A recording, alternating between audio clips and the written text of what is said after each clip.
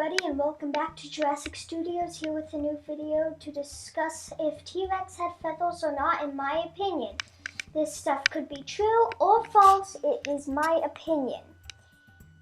Anywho, before we jump into this video, I just want to mention 8 subscribers. That is great. If we can hit 10 subscribers, I will do a 10 subscriber special behind the scenes on one of my toy movies. So yeah, if you haven't subscribed already, please do. But anywho, without further ado, let's discuss if T-Rex had feathers or not. Okay, first let's see the most accurate T-Rex model of 2019 and 2020. Alright, let's see this. A lipless, yellowish, granny-haired T-Rex who's so heavy and fat that he can't even hold himself up.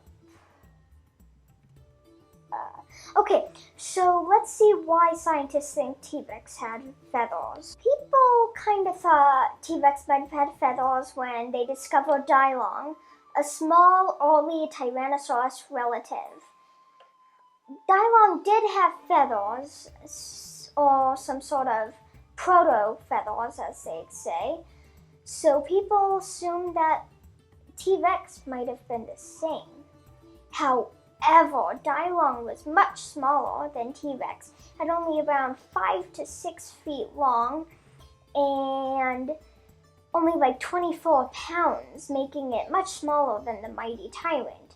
And much smaller things might need feathers to help keep them warm, and that would explain why Dylon had feathers, but not why T-Rex would. But then Eutyrannus was discovered.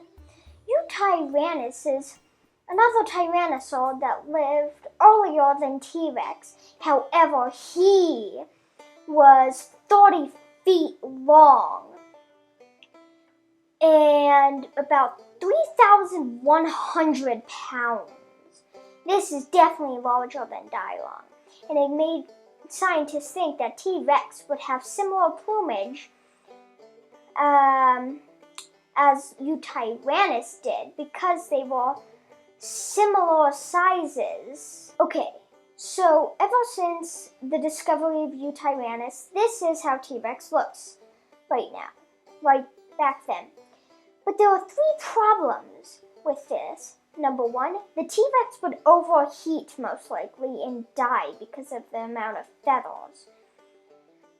Number 2 is Eutyrannus was still much smaller than T-Rex by at least 7,000 pounds and was about 10 to 13 feet smaller in length.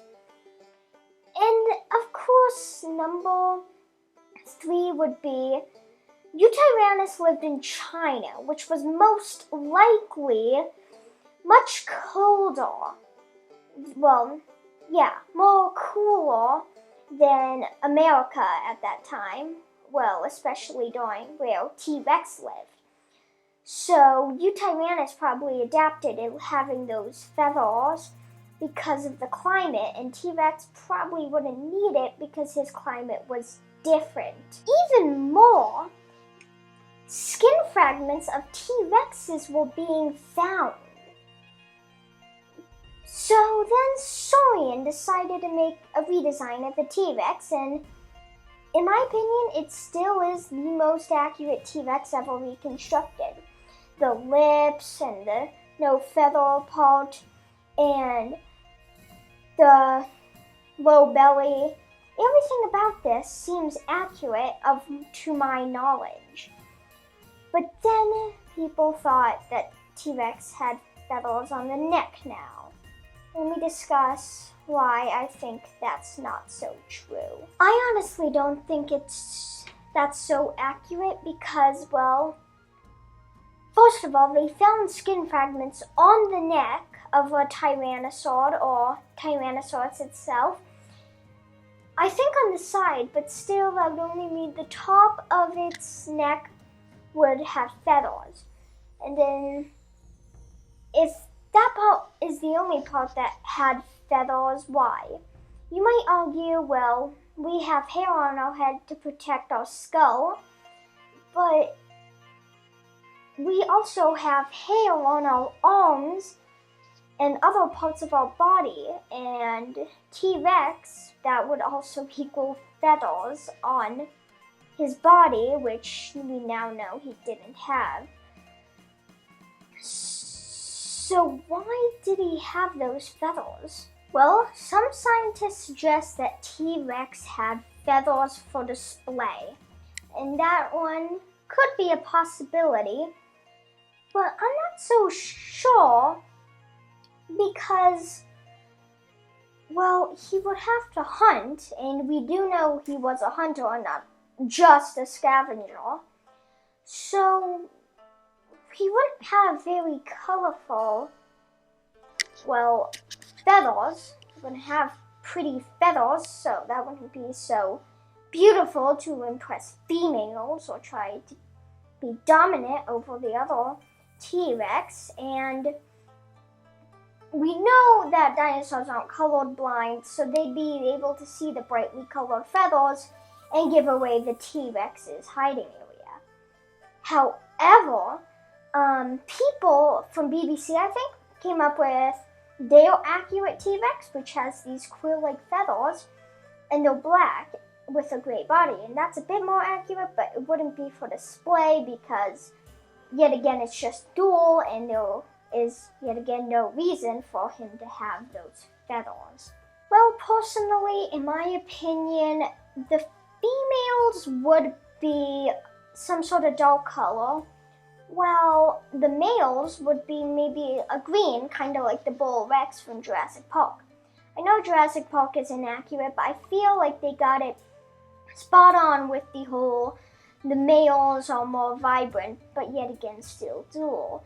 You see, if this male T-Rex was, let's say, green and the females were brown, the males would still be able to blend in with their surroundings in order to hunt while being still more colorful and able to impress the females more.